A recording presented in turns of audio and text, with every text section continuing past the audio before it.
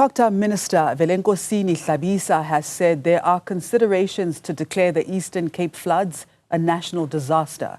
This as search, recovery and mop-up operations continue and relocation is sought for those who have been displaced. But what exactly goes into these considerations to declare a national disaster? Head of the National Disaster Centre, Dr. Elias Sithole, joins us now to elaborate. Doctor, good morning. Welcome to Newzroom Afrika. Morning, Mr. Chawa. Morning to the viewers. Firstly, Doctor, what goes into the consideration of declaring a national state of disaster? Yeah, no, thank you very much again. There's a lot of work which we do behind the scene, meaning if, for example, a particular area was affected by, let me make an example now, the floods, and a lot of people that have been affected, and we need to do the relocations and so forth. Then we've got a team which has to go on the ground and do an assessment.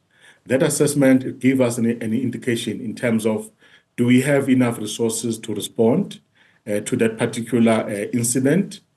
Do we need to introduce new regulation or directives to manage that event?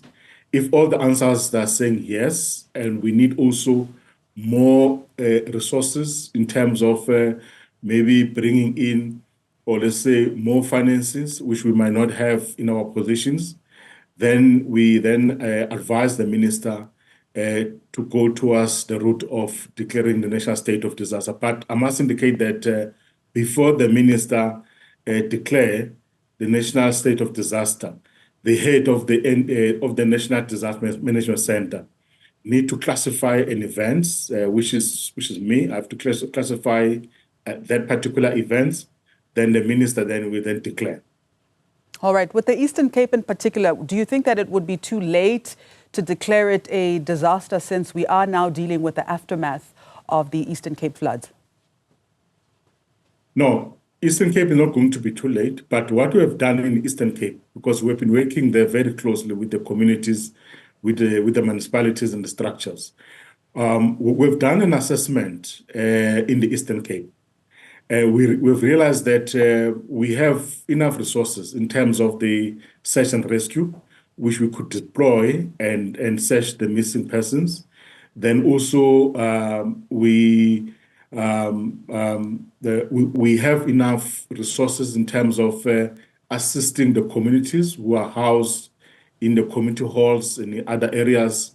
But also we said other departments, they have provided a lot of assisted, your SASA, your Department of Social Development, Human Settlement, there are now plans which are at advance in terms of relocating of those people. So based on all that, we realize that classification is going to be sufficient to address the problem of the Eastern Cape, rather than we go beyond the classification and then we declare. Because the declaration, which means we need to introduce the directives or the regulations.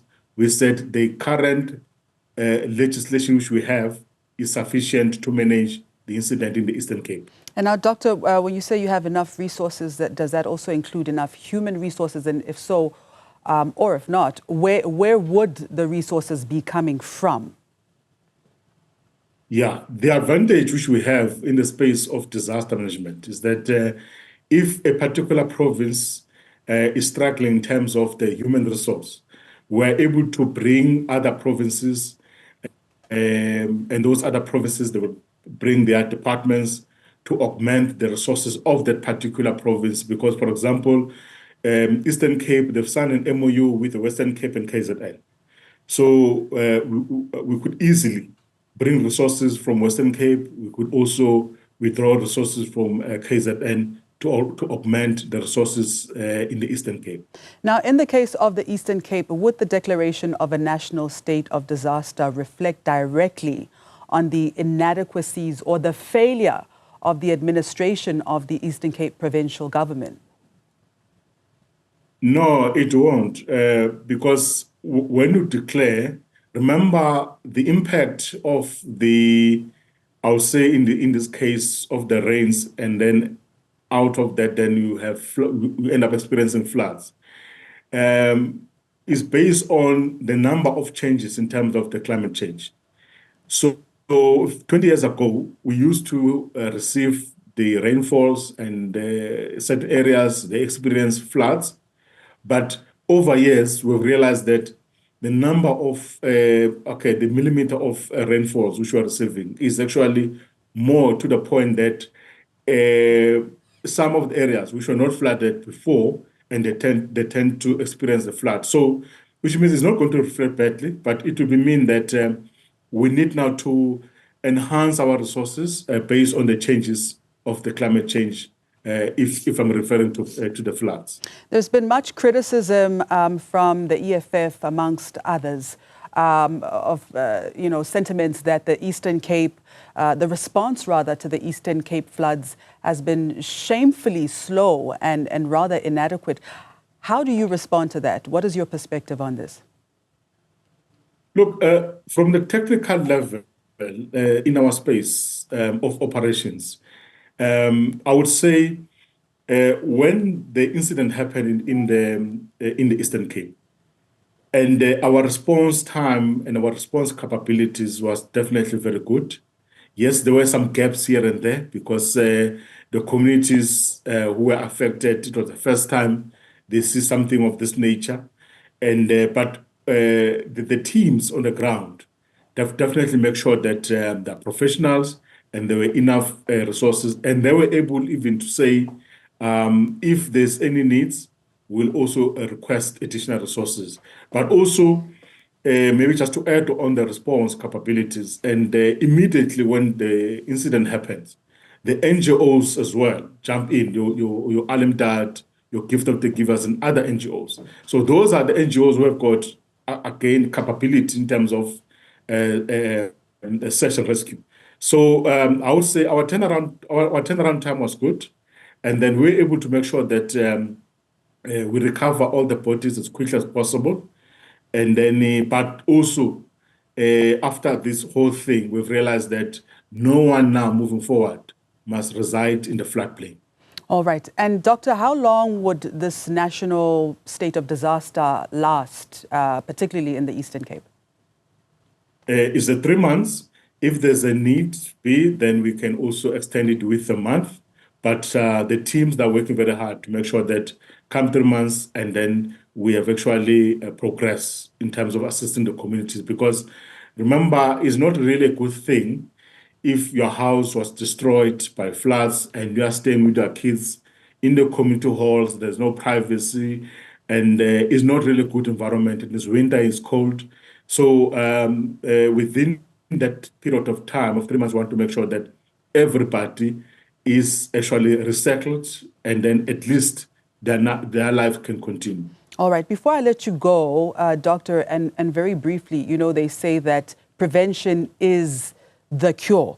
So let's talk about meaningful disaster preparedness in our country. What would that look like? It would mean we have to have volunteers in the communities whom we can train in the space of disaster management and fire services. And then those volunteers will work with the municipality. But also it will mean we need to enhance our campaigns, informing the community so that they don't find themselves in floodplain areas or areas which are vulnerable to any disasters, but also to make sure that people, they take either warnings very seriously. All right. And in this instance, such as the Eastern Cape, where over 90 people have died, who do we hold accountable in this regard? Look, I would say at this stage, because we are doing an assessment and our preliminary reports indicate that people, they've built houses next to, I would say, the stream or the river, but also that area, they were not supposed to build houses there. So for now, we say we need actually to advise the community to say, don't invade land and build in places which you shouldn't be, so that later we don't have a situation where we experience death. So in that case, we would say we don't have anyone for now which we can say we can they say the person is in the wrong, because we are very clear when it comes to the floodplain places where people they don't reside. But unfortunately, maybe that's why I've talked about enhancing the awareness campaigns, so that people they don't really find themselves there. At the end of the day, then we have got this problem which we have.